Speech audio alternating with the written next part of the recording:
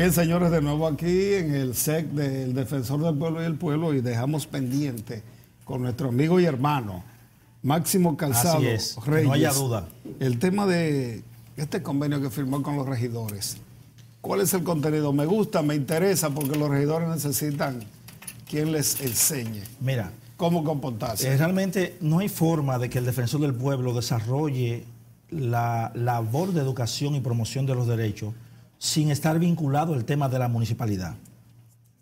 Por eso la doctora ha estado empeñada en que nosotros tengamos una apertura, no solamente con la Asociación de Regidores, que agrupa más o menos como a 700, 800 regidores, sino también con la Federación Dominicana de Municipios.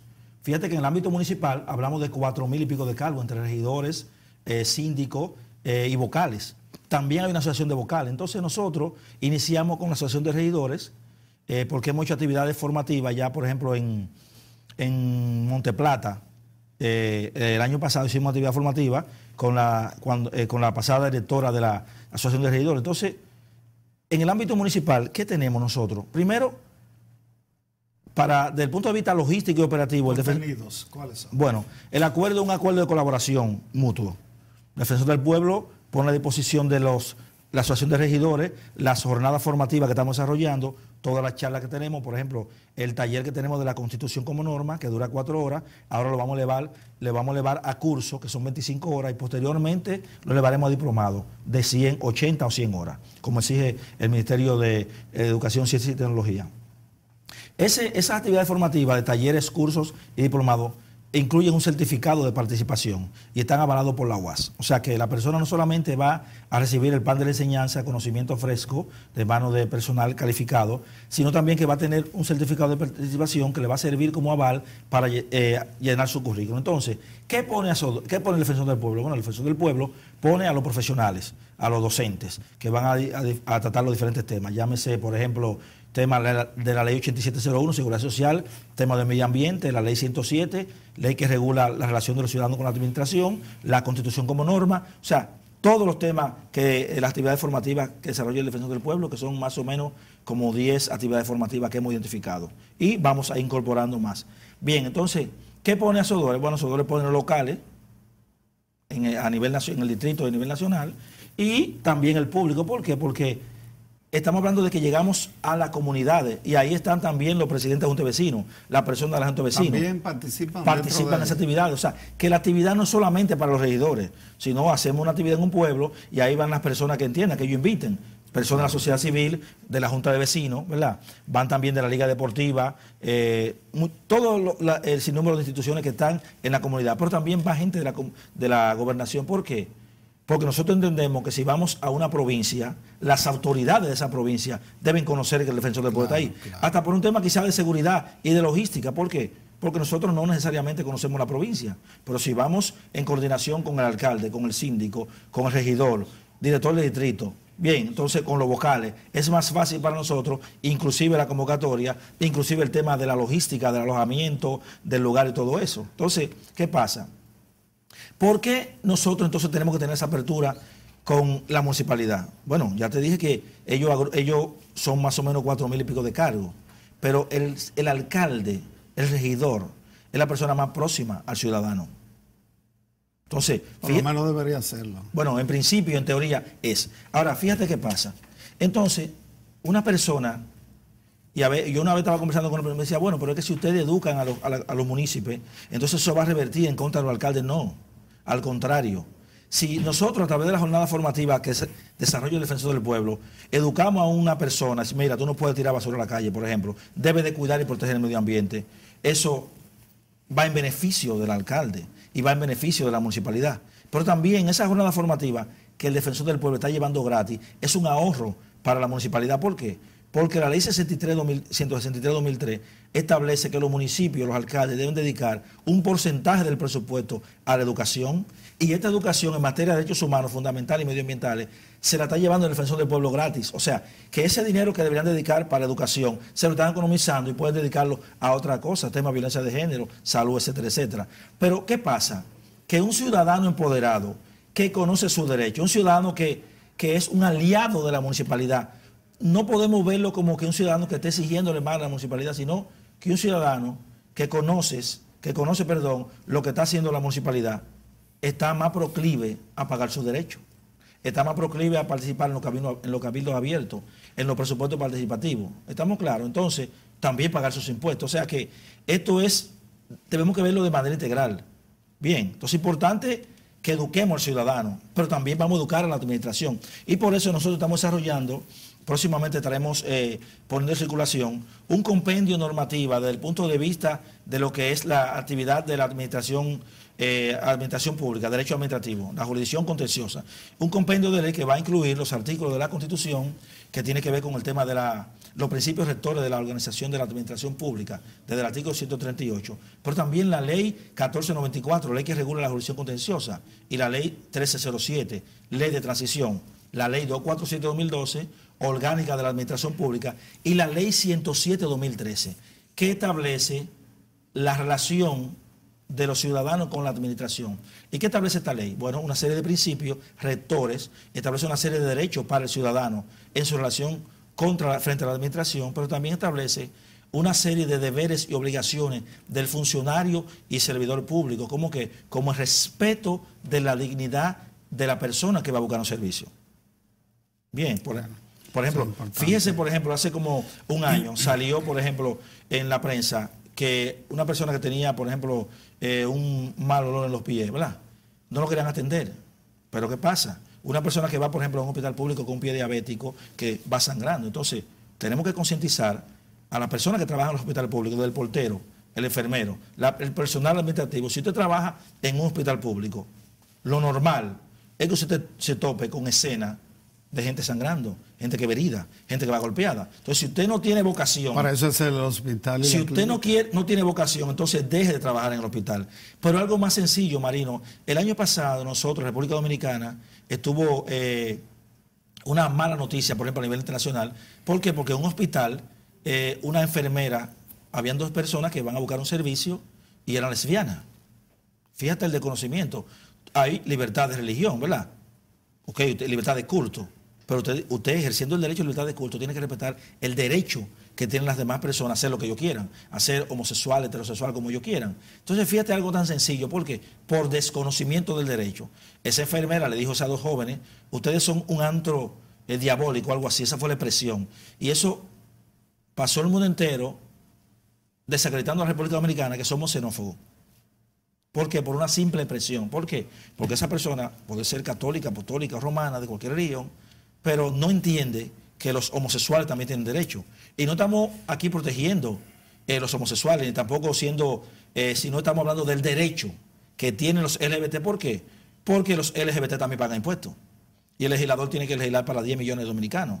Cuando una persona con esa condición va a un supermercado, no le exoneran el impuesto, y tampoco el 30% de impuestos de la telecomunicación. Entonces, como decía el licenciado Rolkin, estamos en un estado de derecho y democrático, y la democracia significa pluralidad, y la pluralidad significa respeto por el derecho de los demás. Entonces, aunque sea una persona que sea lo que la doctrina llama la minoría, esa persona tiene derecho, partiendo de que la Constitución, por ejemplo, el preámbulo de la Constitución ha establecido la Constitución con una triple dimensión, primero como valor, segundo como principio y tercero como derecho. Y el artículo 5 dice que la Constitución se fundamenta en el respeto de la dignidad humana, lo que implica que primero estamos las personas y luego está el texto constitucional. De manera que el propio legislador ha dicho que lo primero es la persona y luego la Constitución. Entonces, eso implica que los poderes públicos tienen que establecer una serie de políticas públicas. ¿Para qué? Para hacer operativos esos derechos que están establecidos en el texto constitucional. Por eso es que la educación, la jornada formativa que está desarrollando el Defensor del Pueblo a nivel nacional son tan importantes. Y si usted observa los principios de París, que son los principios rectores que rigen a todos los defensores del pueblo del mundo, la base fundamental es la educación como mecanismo preventivo.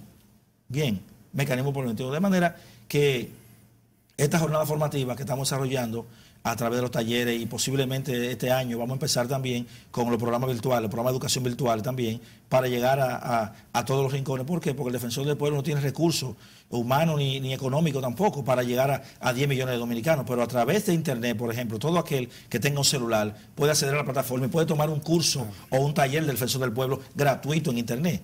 O sea, es un proyecto que tenemos en carpeta Pero tenemos mucho trabajo, como tú lo dijiste ahorita, pero nosotros no cansamos. Sabemos el compromiso que la Constitución asigna al defensor del pueblo.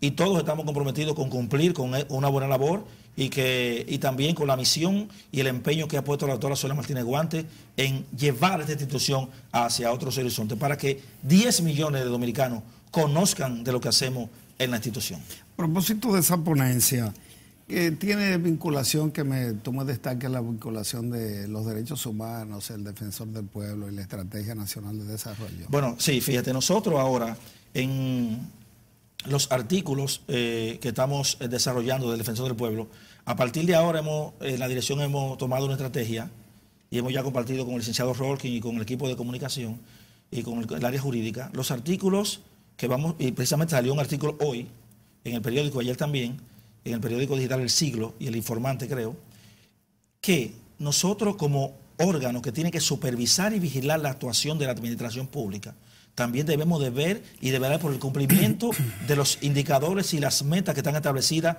en la Estrategia Nacional de Desarrollo y también con los Objetivos de Desarrollo Sostenible, al cual nosotros nos hemos adherido y el cual debemos de cumplir. Entonces, en ese sentido, nosotros salió un artículo diciendo que el eje 1 de la estrategia habla de que debemos de eficientizar o potencializar la transparencia y la institucionalidad en la administración pública.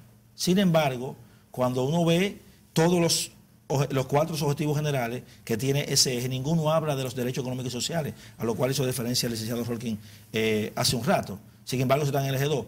¿Y qué pasa con esto? Bueno, en el eje 1.3.16 habla de que hay que fortalecer la labor del defensor del pueblo. Entonces, fíjate, y un punto que debemos destacar, que aunque la estrategia contempla la figura del defensor del pueblo y en los informes no hay mecanismo, no hay indicadores ni metas para medir la labor del defensor del pueblo, que eso es algo que tenemos que corregir o que tiene que corregir el ministerio, que incluya la labor que está desarrollando en materia de protección el defensor del pueblo y divulgación de derechos fundamentales. ¿Por qué? Porque la propia estrategia establece en el artículo 12 que todas las instituciones públicas, todas las políticas públicas deben estar orientadas o tener un enfoque en materia de derechos humanos. Entonces, por eso nosotros a partir de ahora, todos los artículos y todas las actividades formativas que vamos a producir y todo lo que vamos a hacer, lo vamos a hacer con ese enfoque, viendo el nivel de cumplimiento de la estrategia en función del 5º informe del 2016 y el 6º informe del 2018. Muy bien, don Rolkin. Además del defensor del pueblo, o debe ser el defensor del pueblo, los derechos sociales son exigibles a nivel de justicia. Sí, Marino, ese ha sido un gran debate. Desde que se constitucionalizaron los derechos sociales en la Constitución de Querétaro de México de 1917, que fue la primera en consagrar derechos sociales, la doctrina constitucional, los juristas todavía discuten si es exigible a través del amparo que le otorguen a una persona, por ejemplo, una vivienda, si es exigible exigir el derecho a la salud a través de una acción de amparo o de otro mecanismo jurisdiccional. Es decir, a la fecha aún hay un gran debate sobre la exigibilidad vía jurisdiccional de los derechos sociales. En República Dominicana, que apenas tenemos 9 años con una constitución acorde a los nuevos tiempos, como lo es la constitución del año 2010, todavía yo diría que estamos en pañales en cuanto a la exigibilidad vía jurisdiccional de los derechos sociales. No obstante eso, es bueno señalar que un derecho social como el derecho a la educación sí se exige por la vía jurisdiccional, pero no invocando estrictamente el derecho a la educación, sino que se le vincula con otros derechos. Por ejemplo, yo al principio del programa decía que si a una persona le están reteniendo sus documentos en una universidad debido a que ese estudiante no paga, puede ir a la justicia. Puede ir a la justicia invocando no solo el derecho a la educación, sino otros derechos como lo es el derecho al trabajo y el derecho al libre desarrollo de la personalidad. ¿Por qué? Porque imagínense que una persona terminó la carrera universitaria, pero la universidad, debido a que tiene una deuda, no le legaliza el título y le retiene la documentación. Y esa documentación es fundamental para esa persona hacer los trámites con mira a obtener su trabajo. Es decir, imagínense un médico que necesita legalizar su título universitario, tener el S4, porque tiene una oferta de trabajo en una clínica en República Dominicana. Naturalmente se está conculcando ahí el derecho al trabajo de la persona y el libre desarrollo de la personalidad. Y esto que se ha hecho en República Dominicana responde a algo que han venido haciendo los tribunales constitucionales en Europa. Por ejemplo, en España se ha establecido la famosa teoría del derecho fundamental por conexidad. Uno no puede exigir el derecho a la salud. Mire, estoy enfermo porque hay una fábrica que me está afectando mi derecho a la salud. Y yo le exijo a usted, Estado Dominicano, vía un tribunal, que obligue a determinada empresa a respetar mi derecho a la salud. Lo que se ha hecho en Europa es vincular el derecho a la salud con otros derechos. Imaginémonos un caso. Una fábrica emite ruidos y ese ruido llega a su domicilio, a mi casa. Yo podría invocar el derecho a la salud, pero creo que sería más efectivo, y así lo han determinado los tribunales internacionales, como el Tribunal Federal Alemán, que yo vincule esa conculcación al derecho a la salud con una vulneración al domicilio, el cual es inviolable. Lo que quiere decir, en definitiva, que siempre se suele vincular un derecho social pero con aquí no hay tanta educación ni tantas facilidades para eso, porque ir a la justicia a reclamar cuesta más que usted hasta soportar eso, porque aquí la justicia, además de cara, tiene problemas de lentitud, de funcionamiento. Bueno, depende, porque vamos a ver, voy a usar una frase un poco cliché. Con la Constitución del 2010, acá se estableció un cambio de paradigma. Acá se creó un tribunal constitucional y se creó una ley que establece las denominadas acciones constitucionales, dentro de las cuales está la acción de amparo. La acción de amparo tiene por característica ser un procedimiento preferente y sumario, rápido, lo que quiere decir que si una persona entiende que le están conculcando su derecho a la educación e interpone una acción de amparo ante la Cámara Civil y Comercial del Juzgado de Primera Instancia del Distrito Nacional, los expedientes que ese tribunal tiene, por ejemplo, de demanda en cobro de peso, de demanda de divorcio, van a pasar a un segundo plano y le va a dar preferencia y rapidez a la acción de amparo. ¿Pero funciona eso real? Claro que funciona. ¿O no claro. Es mejor ir al defensor del pueblo, bueno, que tiene vamos a ver. Más efectividad? Funciona, pero todo en la vida es perfectible, es mejorable. En cuanto al defensor del pueblo, recordemos que el constituyente, el legislador, la persona que redactó la Constitución, ha establecido distintos mecanismos de protección. El ciudadano es libre de optar por una acción de amparo, pero si él entiende que por la vía del defensor del pueblo va a ser más expedita, puede perfectamente llevar su queja allá. Pero más aún, si la situación llega a conocimiento del defensor del pueblo, no por el ciudadano, sino por tercero, el defensor del pueblo puede de oficio, es decir, por iniciativa propia, tomar el caso. Muy bien. Sí, Marino, discúlpame, yo quería hacer un aporte en relación a lo que decía Rolkin, y es algo, y fíjate cómo enlazamos todo esto, la exigibilidad de los derechos, con el tema de educación. O sea, si yo educo, si la labor que está desarrollando el defensor del pueblo de educación a las instituciones públicas, que incluye también quizás jueces y fiscales y abogados, en esa misma medida va a haber más exigibilidad de los derechos. ¿Por qué? Porque hay un gran mito, como decía el señor Rolkin, ahorita el licenciado Rolkin, y es que el Estado no puede escudarse en que no hay recursos. Porque, por ejemplo, en el caso de la República Dominicana, todos los derechos son fundamentales y todos son exigibles. El hecho de que, ¿por qué? Porque los derechos fundamentales tienen una característica principal que es la progresividad. Entonces, si el Estado, para eso que está el Estado, el artículo 8 de la Constitución habla de la función esencial del Estado, que es procurar que el ciudadano se desarrolle de manera equitativa, progresiva e igualitaria. Y si hay que buscar dinero, hay que buscar dinero, porque el Estado gasta dinero en otras cosas. Entonces, no podemos escudar. Entonces, ahí viene la labor que está desarrollando, la importancia de la labor educativa. ¿Por qué? Porque, por ejemplo, los jueces dominicanos todavía no están, hay una discusión doctrinal sobre eso, pero en la medida en que el defensor del pueblo va educando a la población, va educando a los estudiantes de derecho, que posiblemente van a ser jueces, es una visión diferente, va educando a los abogados, ¿estamos claros? Quizás algunos fiscales en la jornada formativa, va escribiendo doctrina, va escribiendo los artículos que escribe. Por ejemplo, nosotros tenemos en carpeta una revista especializada que posiblemente de aquí a mayo podamos sacarla, una revista que tiene 10 artículos y hay 4 autores internacionales, 4 argentinos y uno colombiano-venezolano. Entonces, esa labor de educación, en la medida que nosotros vamos creando doctrina con las publicaciones que está haciendo el Defensor del Pueblo, del tema de la exigibilidad, estamos creando una nueva cultura. Entonces, el mito de que no hay presupuesto, yo no comulgo con esa. ¿Por qué? Porque hay presupuesto para otras cosas. ¿Cuánto gasta el Estado en publicidad? Muchísimo dinero. Entonces, hablamos de la primera generación de los derechos políticos, Pero si vemos el catálogo de derechos en la Constitución, los derechos económicos y sociales empiezan del artículo 50 en adelante, ¿verdad? 51. Y todos esos derechos están vinculados con un derecho político. Derecho a la vida, artículo 37. Pero si yo no tengo salud, que es un derecho social, entonces yo no puedo estar vivo. ¿Estamos claros? O sea, por ejemplo, el derecho a la propiedad. Pero el Estado, para garantizar mi derecho a la propiedad, que es un derecho político, tiene que establecer ¿qué? Tener policía, establecer tribunales, abogados del Estado. O sea que para todos los derechos, para hacer operativos todos los derechos que están en la Constitución, incluyendo los políticos, por ejemplo, el tema de la selección, el derecho al voto, ¿cuánto se gasta en el derecho al voto? Perdón, el tema, por ejemplo, de las primarias, que ahora que el pueblo tiene que pagar todo ese dinero que se va a gastar, es un derecho político y hay mucho dinero de por medio.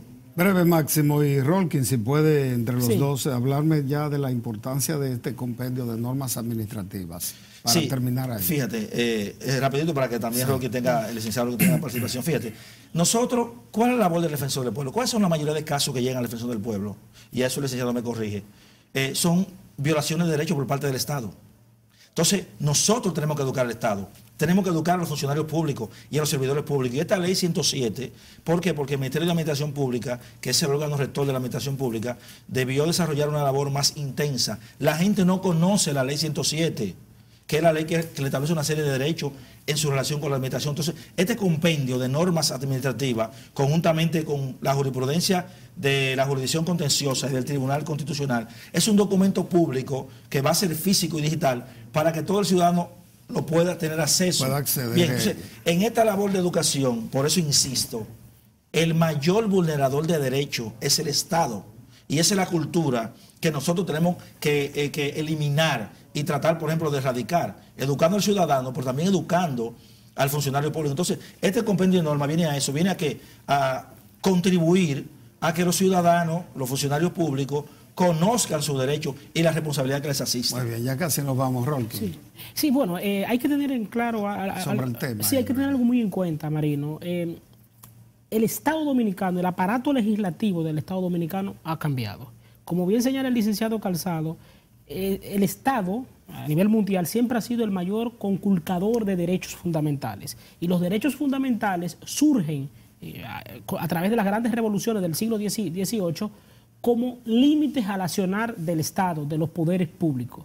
Es decir, los derechos fundamentales son un límite a los poderes públicos y la separación de poderes son una garantía sobre la efectividad de los derechos fundamentales. En tal sentido, la República Dominicana, con la reforma constitucional del año 2010, ha visto reconfigurada por completo su aparato legislativo. Acá era impensable antes del año 2010 que al Estado se sometiera a control de las acciones del Estado. Si bien teníamos una jurisdicción contenciosa administrativa desde 1948, no es hasta el año 2010 que toma nuevos aires y se establece un principio de legalidad. Todo acto de la administración puede ser sujeto a un control jurisdiccional. Entonces, creo que este compendio de leyes viene a eso, a reforzar la protección de los derechos fundamentales frente al accionar del Estado. Bueno, un segundito, fíjate. Importante lo que decía Rolkin. El artículo 148 de la Constitución establece la responsabilidad del Estado y de los funcionarios. Y ya tenemos sentencia de condena al Estado por la vulneración de derechos. Bueno, pues vamos a esperar que salga este compendio por parte del Defensor del Pueblo, gracias a Máximo Calzado Reyes, quien es